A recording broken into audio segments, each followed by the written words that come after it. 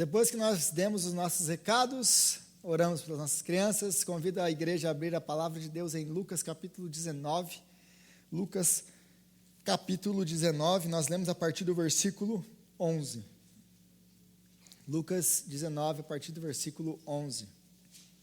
Algumas pessoas já trazem a Bíblia aberta de casa, isso é muito bom, né?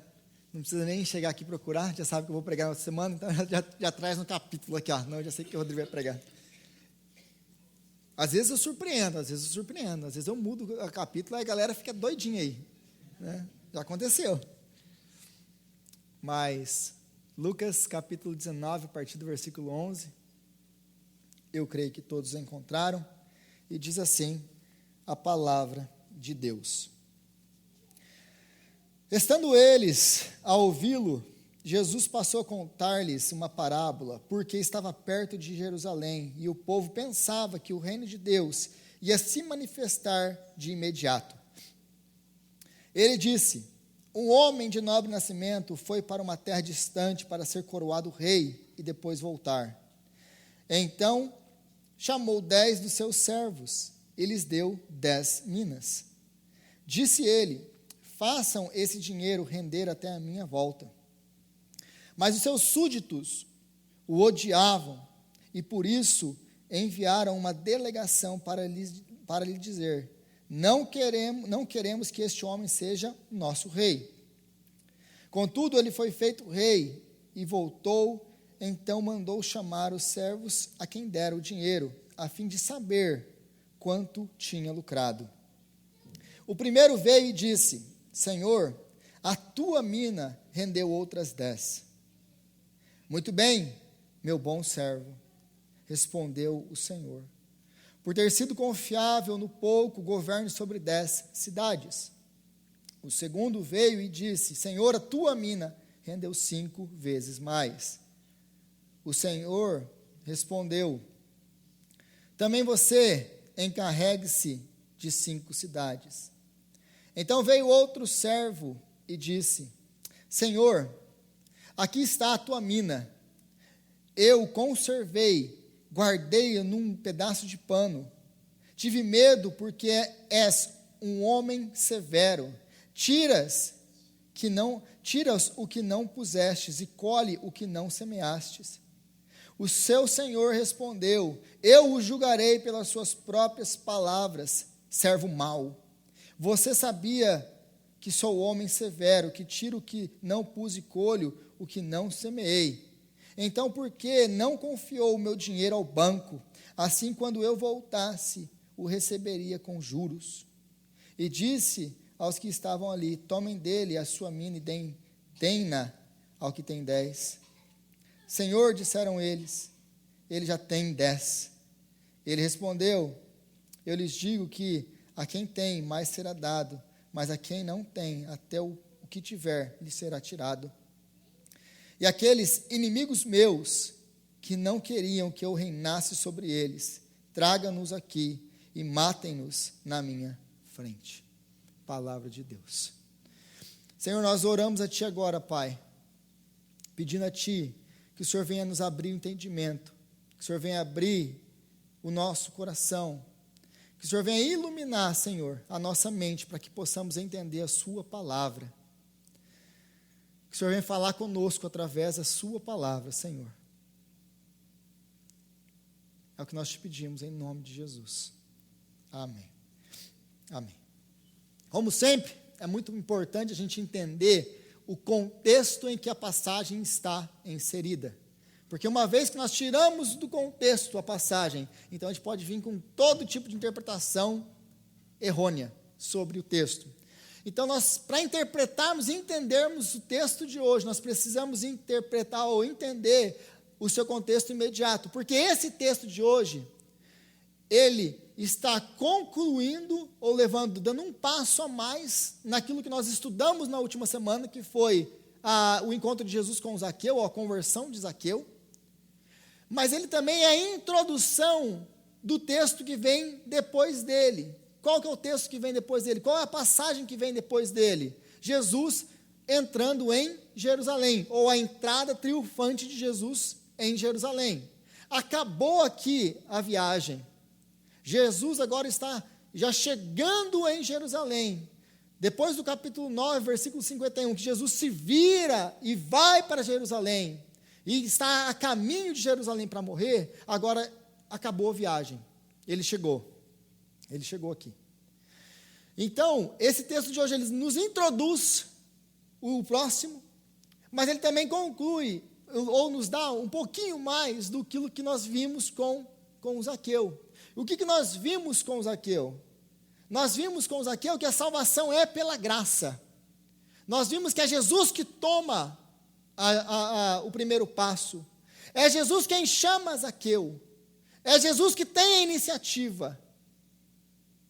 Zaqueu não tem nada para oferecer para Jesus. Se Jesus não vai até ele, ele não pode chegar a Jesus. Então a salvação é pura graça de Deus.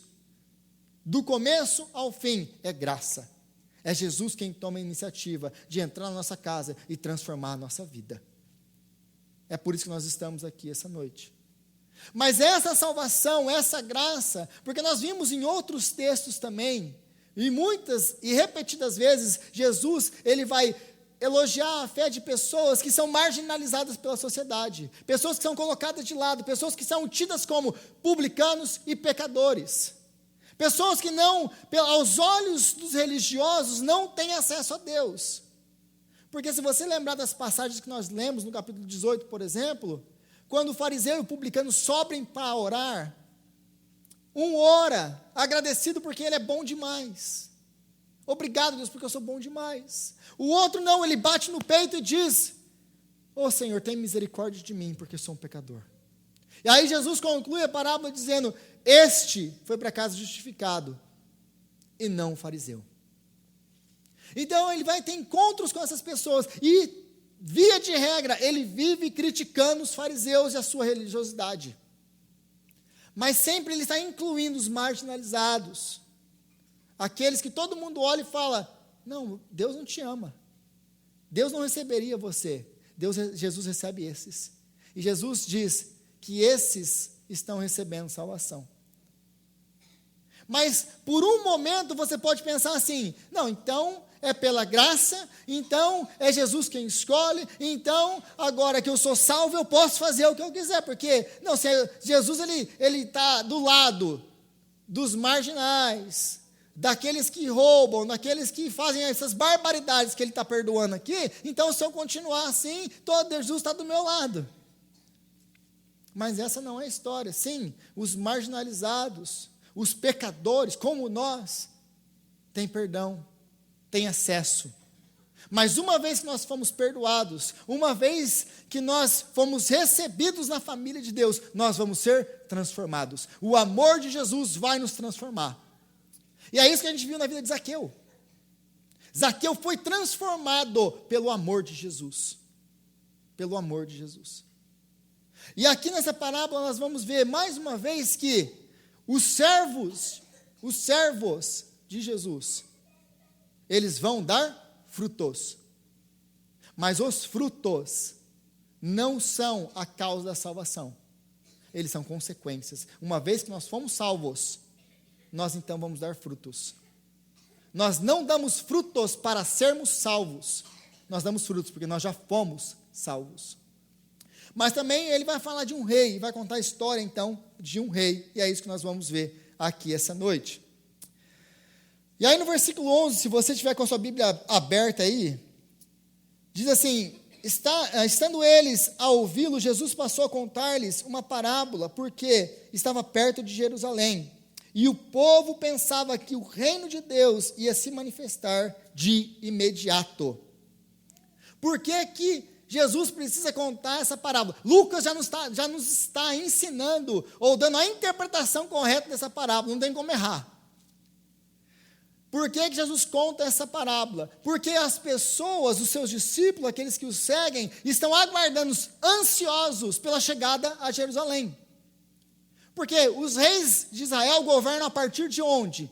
De Jerusalém.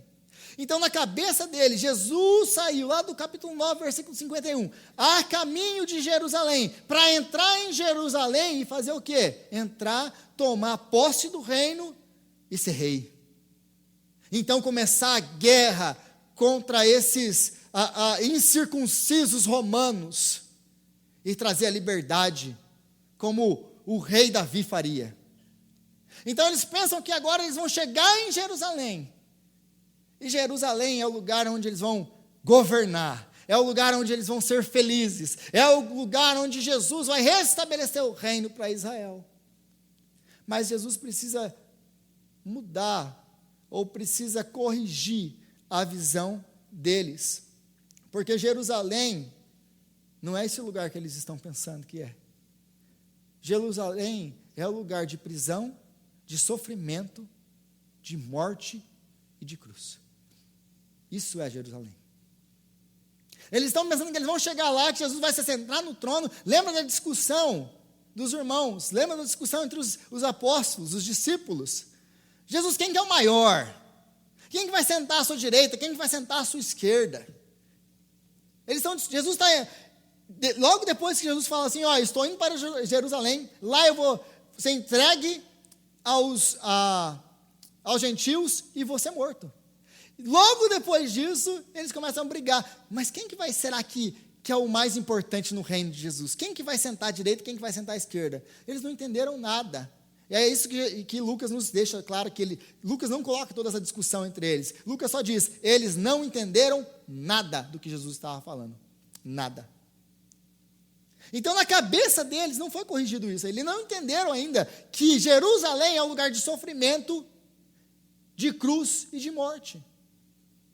Na cabeça deles, eles vão para Jerusalém para se tornarem governantes, para se tornarem pessoas importantes, para serem felizes, para terem o American Dream realizado.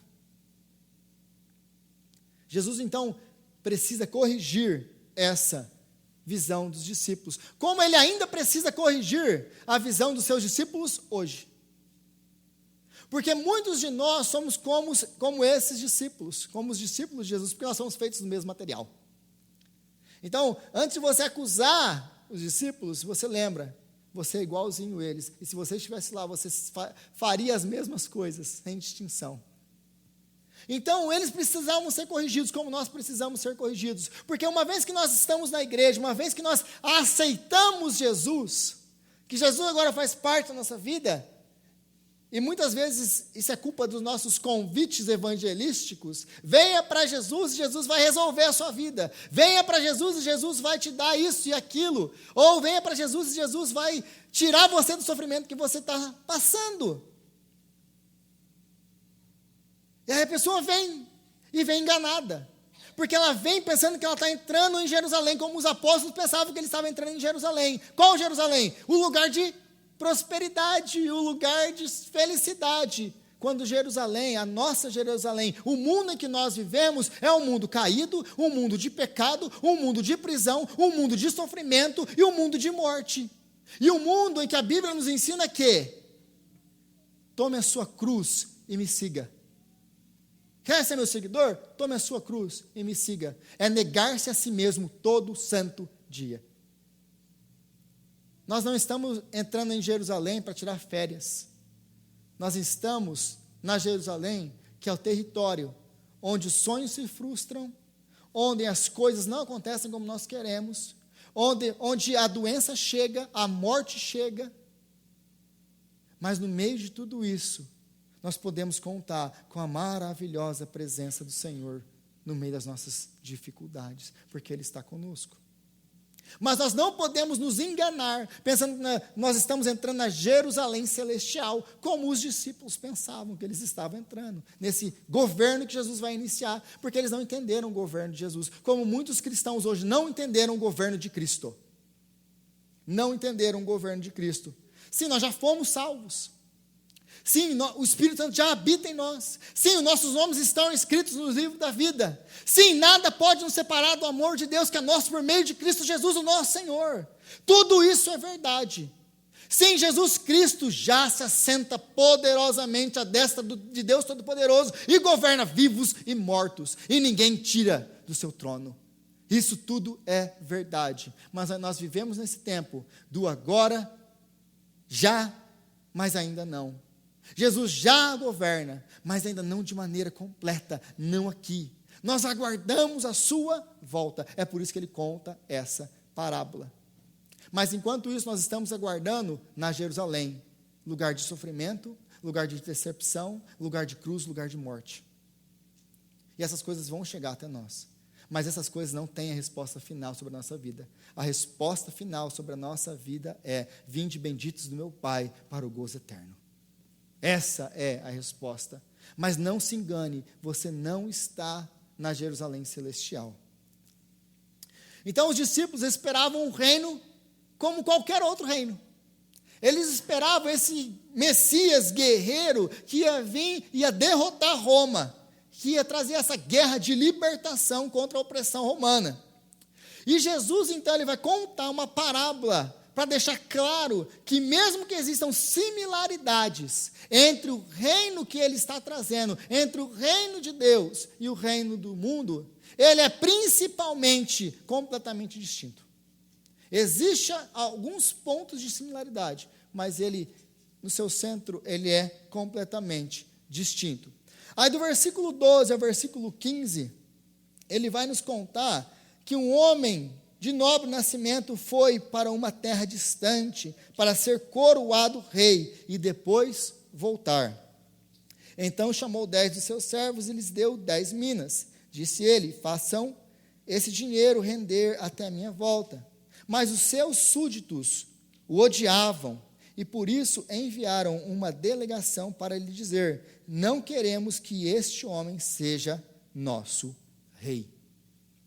Essa parábola de Jesus, na verdade, ela tem raízes históricas. E qualquer pessoa naquele tempo, quando escutasse essa história, automaticamente lembraria de uma outra história, de um outro governante, de um outro nobre, que também saiu para buscar o seu reino e voltar. O nome dele era Arquelau, ele era filho de Herodes. Herodes, lembram de Herodes que mandou matar, que mandou, se você ler Mateus, lá no comecinho de Mateus, você vê que ele manda matar as crianças, ele persegue Jesus. Jesus é um bebê, está sendo perseguido por Herodes. Herodes era um homem louco, era um lunático. Os seus filhos também não eram melhor que ele. Então, antes da morte de Herodes, Herodes ele faz o seu testamento, e ele divide o seu reino. E ele dá para Arquelau a região do sul, que é a região ali da Judéia. Mas como era de costume, tanto foi com Herodes e com outros reis, era costume que eles iam para Roma com uma delegação, e lá então o César dava o que para eles? Dava a nomeação. Eles então pegavam aquele título, apesar de ele ser um homem nobre, de ser um homem importante, ele precisava da validação de César para se tornar um rei. Porque lembre-se do Império Romano. O que é um império, gente? O império, como que funciona o império? O império, ele tem um reino, ele tem um rei, ele tem vários reis, mas ele tem um imperador. Então ele é um grande, um vasto reino, com vários reinos dentro dele, com um monarca único, que é o imperador, e esse monarca, esse único, o imperador que governa sobre tudo, ele tem vários governadores, que são outros reis de províncias, que ele tem dentro do seu império. Então, quem vocês acham que era chamado de rei dos reis no primeiro século? O imperador. O imperador. É por isso que em Apocalipse você vai ver Jesus sendo chamado de o rei dos reis e senhor dos senhores. Não é César que é o rei dos reis, é Jesus. Então, Arquelau, o filho de Herodes, ele sai com uma comitiva para ir a Roma para buscar a validação de César, dizendo que agora ele é o novo rei no lugar do seu pai. Mas antes de ir, tem uma revolta perto da época da Páscoa em Jerusalém. E Arquelau, ele mata 3.000 judeus nessa revolta. Porque ele era um homem cruel, como era o pai dele. Então, para mostrar, ele queria... Por que ele mata esse monte de judeu logo de começo, antes mesmo de se tornar rei? Antes de sair para buscar o seu reinado, para buscar o seu stamp, né, o seu carimbo de rei. Ele mata 3.000 judeus, ele derrama o sangue de 3.000 judeus em Jerusalém. Por quê? Porque ele quer mostrar quem manda. Porque ele quer mostrar quem governa, e ele governa com braço de ferro. Ele quer mostrar como todos os outros governantes do mundo, e os grandes ditadores do mundo, querem mostrar? Eles querem governar a partir do medo, da opressão, da perseguição, e se necessário for, da morte. Ou você me obedece, ou eu te mato. É assim que funciona. Então eles enviam, os judeus enviam, depois deles, os judeus enviam uma comitiva para Roma. E lá em Roma eles apelam ao César e dizem: nós não queremos esse homem como nosso rei. Nós não queremos esse homem como nosso rei. E aí eles apelam, mas não conseguem, e Arquelau volta como o rei deles. Então, toda essa história, ela tem, e quem nos conta isso é Josefos, um historiador do primeiro século, um historiador judeu do primeiro século, ele que vai contar essa história. Então, apesar de todos os esforços judeus, ele se torna rei. E da onde que ele tem um palácio? Da onde que ele governa? De Jericó, a cidade que Jesus está. Então, essa história que eu acabei de contar, mais ou menos 30 anos antes de Jesus contar essa parábola aqui. Então, na hora que ele conta essa parábola, o que você acha que os judeus veem à mente? O que eles pensam? Porque para nós, eu preciso explicar isso aqui, porque nós não vivemos naquele tempo. Mas para o judeu, na hora que ele conta essa parábola, ele sabe muito bem do que Jesus está falando. Ele sabe muito bem do que Jesus está falando. Mas como nós vamos ver, lembra do que eu falei anteriormente? O reino de Deus tem similaridades, mas em sua essência é completamente diferente do reino dos homens. Aí no versículo 13, nós vemos isso que eu acabei de dizer, no versículo 13 e 14. O 14, mas os seus súditos o odiavam, por isso enviaram uma delegação para lhe dizer: não queremos que este homem seja o nosso rei. Mas então nós encontramos basicamente dois tipos de pessoas nessa parábola. Nós encontramos os servos do rei, aqueles que amam, aqueles que servem, aqueles que trabalham para o rei e para a prosperidade do reino. E nós encontramos os súditos, que apesar de dependerem completamente do reino, de dependerem do rei, eles odeiam o rei e não querem ser governados por ele. Eles dependem do rei para tudo. O reino é do rei, mas eles não querem ser governados por ele. Então, apesar de estarem no seu reino, dependerem dele, eles não querem ser governados. Então, isso aqui é muito importante. Existem dois tipos de pessoas nessa passagem. Nós temos os servos, nós temos os súditos. Pessoas completamente diferentes. Aí ele vai chamar os servos. O rei, então, vai e ele volta como rei. E quando ele volta, ele chama os seus servos para prestarem contas daquilo que ele deu a eles. Então, ele chama dois servos em primeiro, principalmente o primeiro, né? Aí no versículo 16 ao 19. E você note que eram 10 servos e ele dá 10 minas. Então todos os servos recebem a mesma quantidade. Porque talvez você esteja com a passagem ou a parábola dos talentos na sua cabeça de Mateus capítulo 25, que é muito parecida e muito similar em muitos aspectos, mas tem uma interpretação diferente e tem um lugar diferente no Evangelho e tem um propósito e um objetivo diferente, Lucas de Mateus. Então, eles todos têm a mesma quantidade de minas. Uma mina era equivalente mais ou menos a entre 3 a 4 meses de salário de um trabalhador braçal. Ela valia mais ou menos 100 denários, né, ou dracmas. Uma mina valia 100 denários. Você ganha 1 denário por dia de trabalho. Então, você tem aí mais ou menos entre 3 a 4 meses de salário, né?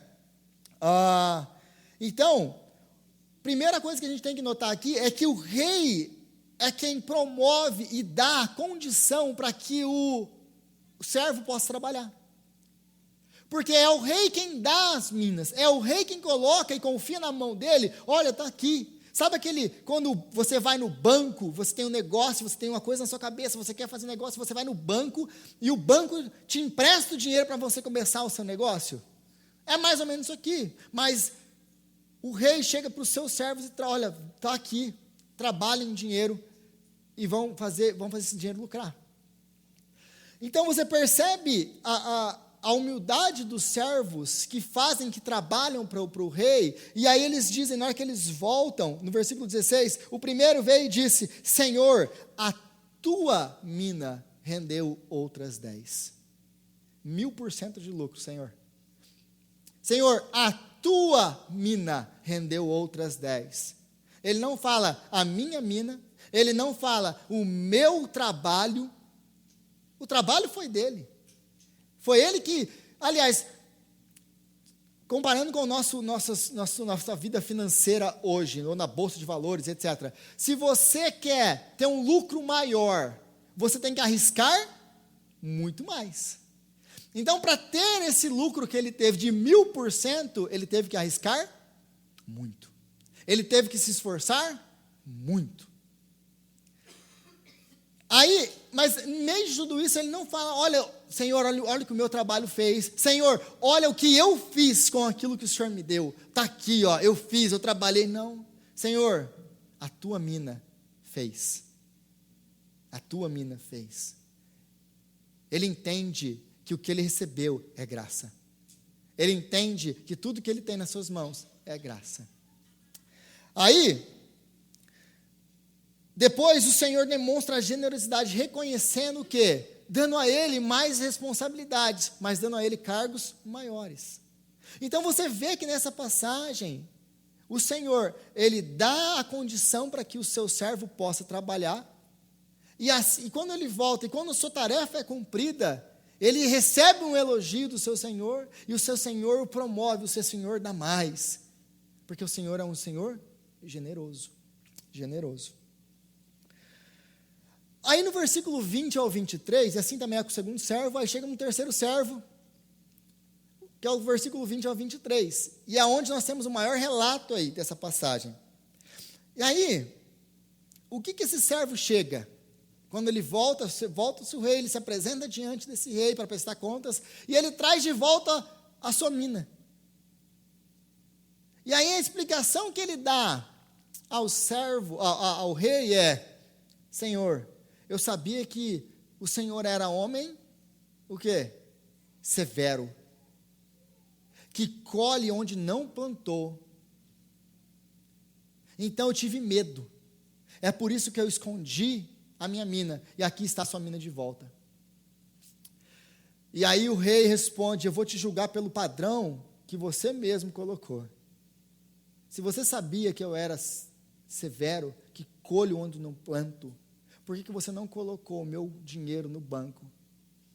Em outras palavras, se você não queria trabalhar, se você não queria correr risco como os outros dois fizeram, para produzir mais, como eles fizeram, você podia ter feito pelo menos o mínimo, que era o mínimo de esforço que você precisava, que era colocar meu dinheiro no banco, e pelo menos quando eu voltasse, eu ia ter pelo menos os juros do banco, que não é muito, mas é pelo menos alguma coisa. Mas você escondeu. E aí a gente vê que ele não produz nada, e aí ele é condenado.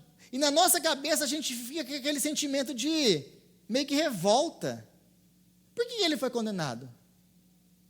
Por que ele foi condenado? Porque ele escondeu, ele devolveu, ele não perdeu pelo menos. Por que ele é condenado? Por basicamente 2 motivos principais. Ele é condenado porque a falta de fruto deixa claro que ele não ama o seu Senhor, porque ele não quer trabalhar apesar de tudo o que recebeu. Ele é servo daquele rei. Ele recebe, ele vive da graça daquele rei. Ele recebe aquilo que é necessário para ele poder trabalhar, mas ele não quer trabalhar. Então, a sua atitude, a sua falta de fruto, demonstra que ele não se importa nem com o rei, nem com o seu reino. Porque se imagina agora que todos os outros servos decidam não trabalhar também. O que acontece com o reino? Ele cai, ele quebra. Então, a atitude dele deixa muito claro que ele não ama o seu Senhor. E ele não se importa com o seu reino. Segundo lugar, por causa da atitude do seu coração para com o rei. Então, a primeira coisa, a falta de fruto demonstra que ele não quer trabalhar porque ele não ama o rei. Mas, em segundo lugar, a atitude do seu coração com relação ao rei. Note as suas palavras. Note as suas palavras. Ele fala para ele assim, olha, versículo 22.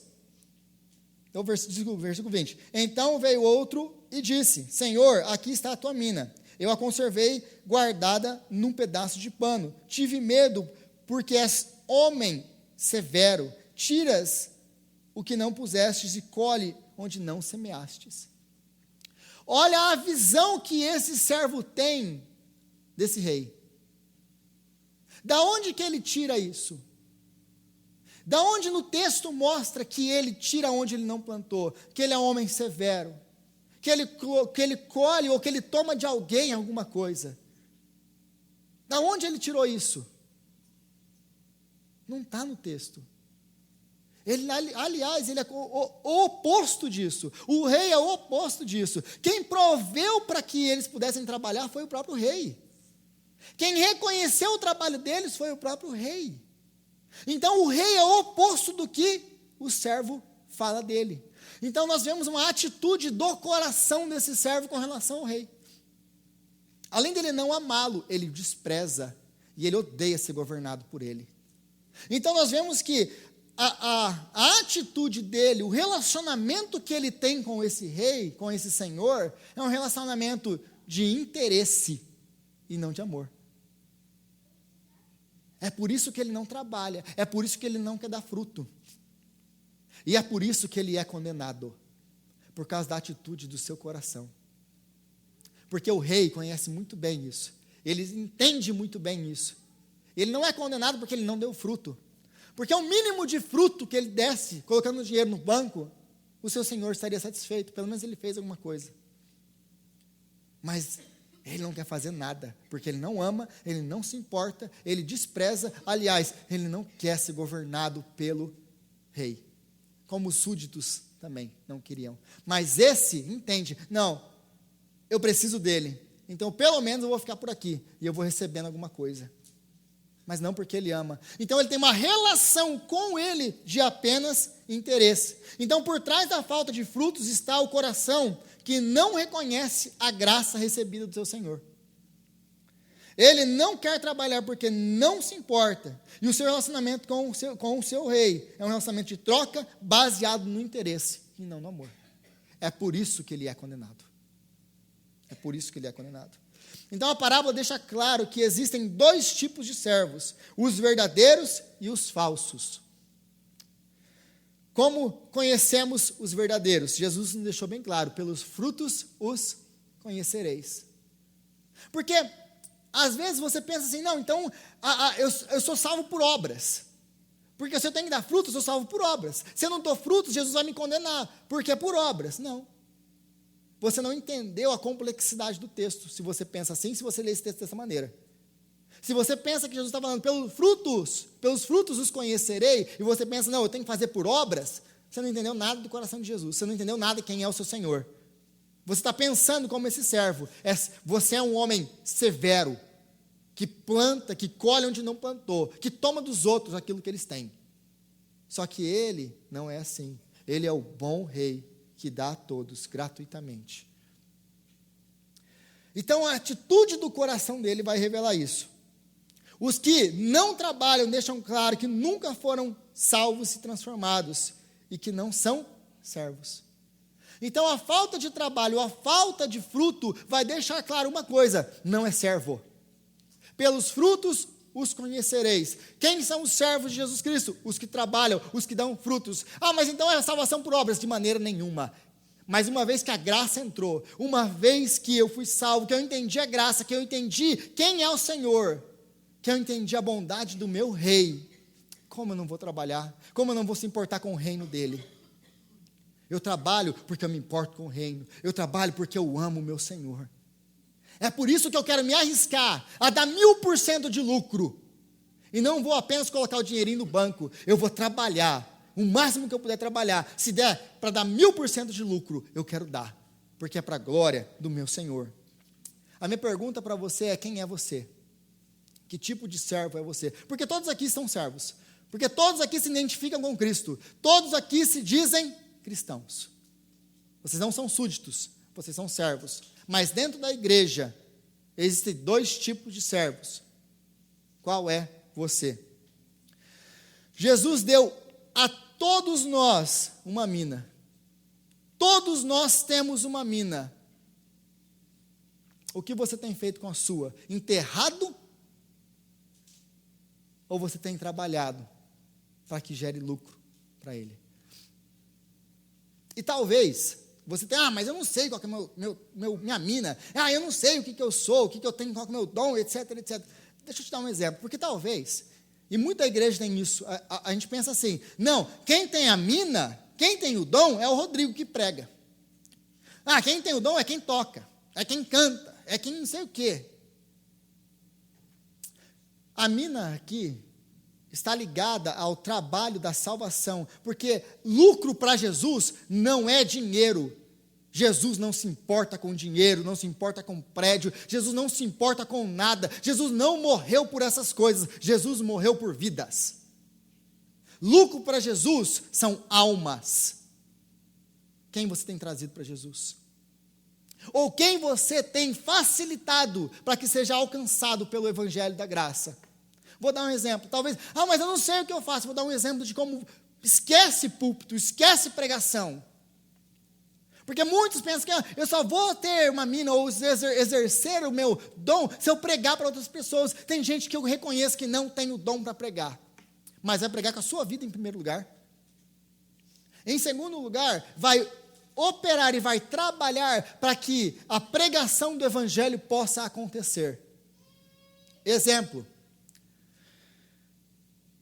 Um exemplo bem banal do nosso meio. Acho que 2 semanas atrás, tivemos Daniel e Tati e Roberta trouxeram um lanche para a gente. Eles estão pregando? Não. Eles estão divulgando a palavra de Deus de alguma maneira? Não, diretamente. Mas eles estavam promovendo, através do lanche que eles estão preparando, comunhão entre os irmãos, para que os irmãos possam ter comunhão, para que os irmãos possam se edificar mutuamente, para que possa haver crescimento no meio da sua igreja. Um exemplo banal, de uma coisa que pode parecer, mas isso aqui não é um dom, mas Jesus está usando para a glória do nome dele. Então eu vi a Damares abraçando aqui o Júnior, na hora que o Júnior chegou, estava recebendo com braços abertos, como Jesus receberia o Júnior naquela porta. Então você pensa que talvez eu preciso pregar o Evangelho. Se Deus te der graça, você prega, meu irmão, e vai e prega, e abre a sua boca e Deus vai te usar. Mas talvez Deus só quer te falar uma coisa, a Damares faz muito, é o dom dela, vai lá na minha igreja. Ela não vai pregar para a pessoa, vai lá na borracharia, vai encontrar alguém no mercado, mas você precisa ir lá na minha igreja. Ela foi canal, instrumento ela não pregou, mas ela trouxe alguém aqui para ser usado. Aqui na frente, resultado disso. Estou mentindo, Sherlon e Marina? Deus furou o pneu dele só para levar lá na Damares. Para quê? Para que ela convidasse eles para vir aqui. Então, você talvez não tenha o dom de pregar, mas para de pensar isso. Toda vez que você está facilitando o Evangelho a prosperar, a igreja a trabalhar, você está servindo a Cristo com o seu dom. O falso servo aparece diante do Senhor com desculpa em vez de resultados. Todos os outros chegaram, aqui está a sua mina, ela rendeu outras. Mas esse aqui não. Ele, em vez de chegar com a mina e com o resultado, ele chega com desculpa. Contudo, as desculpas dele são desfeitas assim, porque o rei destrói as desculpas dele na mesma hora. Assim também vai ser naquele grande dia, em que nós nos apresentarmos diante do grande rei, porque essa passagem está falando disso, do dia que ele voltar. E todos nós prestaremos contas das nossas minas, todos nós prestaremos contas das nossas minas, do nosso trabalho em prol do reino, do nosso trabalho em prol de vidas a serem alcançadas, e tem muita vida aqui em Lô para ser alcançada. É por isso que essa igreja existe. E nós então prestaremos conta. E as nossas desculpas esfarrapadas não vão funcionar. Uma vez eu li uma coisa que o John Piper escreveu, achei muito interessante. Sabe para que serve Facebook e Instagram? Para no dia do julgamento, a falta de oração não ser dada como falta de tempo. Porque tempo a gente tem para servir a Jesus. A gente não serve porque a gente não quer. Não quer. Você tem tempo para vir aqui orar, você não vem porque você não quer. Porque você não é prioridade. Jesus não é prioridade. E eu falo isso com muito tremor e temor diante de Deus, e com o coração partido. Eu não quero julgar você, mas eu sei uma coisa, que se Jesus é a prioridade, você vai criar tempo. Porque tempo nessa terra aqui ninguém tem. E um dia, quando nós nos apresentarmos diante dele, não vai dizer, meu irmão, o seguinte, que você não foi avisado, em primeiro lugar. Segundo lugar, Deus, mas eu tinha o part-time, o more-time, o full-time. Ah, Deus, eu tinha que comprar aquela casa no Brasil, eu tinha que mandar dinheiro para comprar aquelas vacas do Brasil. Lembra que tudo na sua vida é graça. Tudo. Tudo. Os nossos recursos são dele. É tudo dele. O carro que você dirige não é seu, é dele. O dinheiro que tem na sua conta não é sua, não é seu, é dele. É tudo graça. Nós vivemos pela graça dele. E como nós vivemos, e como nós trabalhamos para a glória dele, demonstra quem nós somos diante dele. E aí no final, no versículo 27, ele diz assim, talvez essa passagem é a passagem mais difícil desse texto para muita gente, né? Versículo 26, aliás, ele respondeu, eu lhes digo que a quem tem, mais será dado, mas a quem não tem, até o que tem lhe será tirado. E aqueles inimigos meus, que não queriam que eu reinasse sobre eles, tragam-nos aqui, matem-nos na minha frente. E a gente fala assim, Jesus, como assim, Jesus, você pode matar alguém, mandar matar alguém? Porque esse texto está falando do reino de Jesus. Porque ele está falando de um Jesus que veio, que morreu, que foi buscar o seu reino. E, aliás, lembra do começo do versículo 11. Jesus está ensinando essa parábola para ensinar aos seus discípulos que existe um tempo entre a sua primeira vinda e a sua segunda vinda. Existe um tempo aqui. Não é de imediato. Existe um tempo. Ele vai voltar. E nós nos encontraremos com ele. Mas aí, a gente encontra essa passagem, nossa, mas Jesus aqui é bem radical. Como assim, Jesus? Mas Jesus não é o Jesus do amor, o Jesus que perdoa todas as coisas. Primeiro que nós temos uma deficiência na nossa visão de quem é Jesus, e de quem é Deus no Novo Testamento. Porque se Deus é amor, ele não pode julgar, é o que alguns dizem. Se Deus é amor, ele tem que perdoar tudo, tolerar tudo, como o discurso de muita gente aí, que nós vemos hoje. O amor vence tudo, o amor pode tudo, o que importa é o amor, não importa se é isso ou aquilo, o que importa é que você ama. Só que isso não é amor. E esse não é o Jesus e não é o Deus da Bíblia, porque o Deus da Bíblia, se ele é amor, ele é justiça. Se ele é amor, ele é ira. Porque se você ama a santidade, você tem que odiar o pecado. Vou dar um exemplo. Se você ama filhos, bebês, crianças, você tem que odiar o aborto. Faz sentido isso para vocês? Então, o Deus que ama é o Deus que odeia. Deus odeia a maldade, a rebelião e o pecado. Ele odeia, porque ele é santo. Então dizer que Deus é amor e que ele tolera tudo é antibíblico. Esse não é o Deus da Bíblia. Deus é amor, mas Deus também é ira. E o amor de Deus, como a ira de Deus, são santos. Mas o reino de Jesus não é como o reino do mundo. Neste mundo, Arquelau, aquele governador, filho de Herodes, governa pelo medo, mas não é assim o reino de Jesus, porque diferente de Arquelau, ninguém nunca teve motivo para odiar Jesus. Como diz Jesus em João 15, 25, me odiaram sem motivo. Me odiaram sem motivo. Ninguém nunca teve um motivo para acusar ou odiar Jesus. Jesus já contou alguma mentira? Jesus já defraudou alguém? Jesus já fez alguma coisa para prejudicar alguém? Não. Mesmo assim, me odiaram sem motivo. Porque Jesus nunca fez. Diferente de Arquelau, que era um tirano, Jesus nunca deu motivo para que ninguém o odiasse. Arquelau queria governar pelo medo, derramando o sangue dos seus inimigos. Mas não é assim o reino de Jesus. Não é assim o governo de Jesus. Porque Jesus governa por meio do derramamento do seu próprio sangue em favor dos seus inimigos.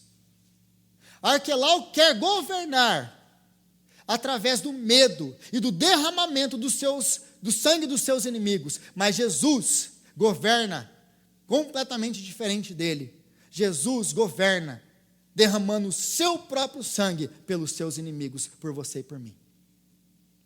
É completamente diferente. Jesus, ele se sacrifica para que você e eu pudéssemos ser governados por ele.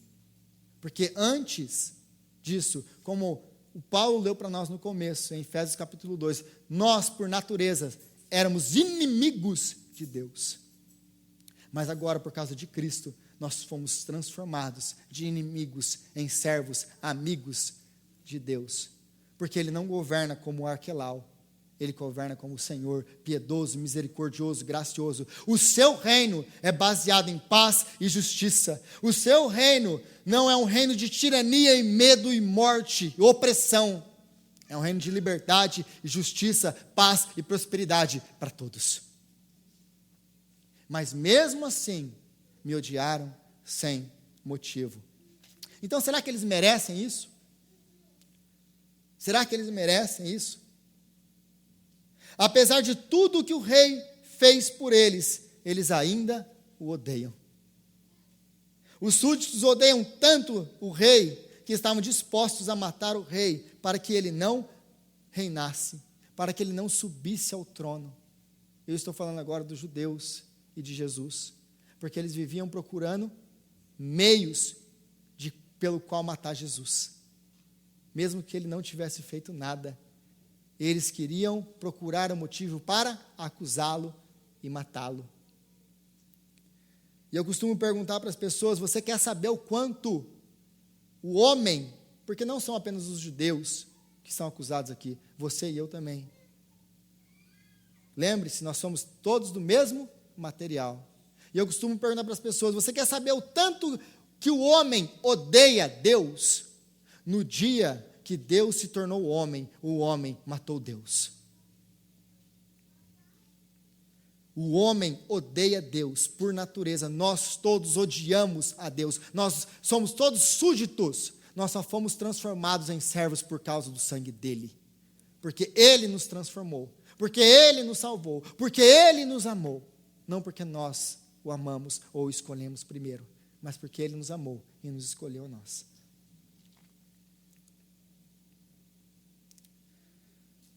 Antes de condená-los, Jesus deu a cada um uma oferta de perdão e salvação, que eles rejeitaram. Antes de serem trazidos à presença dele, e matem todos eles agora na minha presença, antes de serem condenados ao inferno, Jesus veio, Jesus morreu, Jesus ofereceu uma oferta de salvação e perdão para todos os seus inimigos. Então eles não vão para o céu porque eles não deram frutos, porque eles o odiavam, ou porque eles odiaram um tempo, porque havia um meio, havia uma maneira, um perdão de pecados, que eles podiam ter através do sangue dele. Então os súditos do rei apenas recebem o que eles desejam, serem separados para a eternidade desse rei. Eles só receberam aqui aquilo que eles desejavam, serem separados do rei para sempre. No final da parábola eles recebem isso. Então eles merecem isso, eles merecem muito mais do que isso. Aliás, todos nós merecemos muito mais do que sermos mortos na presença do rei. Mas ele, sendo rico em misericórdia, com o grande amor com que nos amou, nos deu Cristo. Cristo. Senhor, nós te agradecemos, ó Pai, pela tua palavra. Te agradecemos pelo teu grande amor com que o Senhor nos amou em Cristo Jesus. Obrigado, Senhor. Obrigado. Deus nos dá graça agora para sermos servos fiéis e trabalhadores, reconhecendo a graça que nós recebemos do Senhor.